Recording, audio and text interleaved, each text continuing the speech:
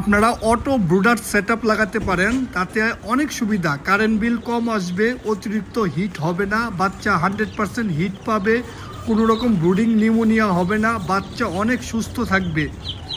যারা অল্প বাচ্চা ব্রুডিং করবেন তারা এই সেটআপটা নিয়েন। এটার ভিতরে একটা সিরামিক্সের হোল্ডার দেওয়া থাকবো, যেন 4-5 বছরে কোনোভাবেই নষ্ট না হয়। আর 3001 দেওয়া থাকবো, সবথেকে ভালো কোয়ালিটি 3001টা দেওয়া থাকবো। খুবই সুন্দরভাবে ইজিভাবে যদি আপনারা এমন করে থয়া দেন, আরামসে ব্রুডিং করতে পারবেন, বাচ্চার কোনো রকম ঝামেলা থাকবে না। যারা বেশি পরিমাণ বাচ্চা ব্রুডিং করতে চান, 400-500 হুবার ইউজ করতে চান, তারা নেবেন এইটা। এটার মধ্যে তো আপনার 3001টা আছে হিট কন্ট্রোল করার জন্য।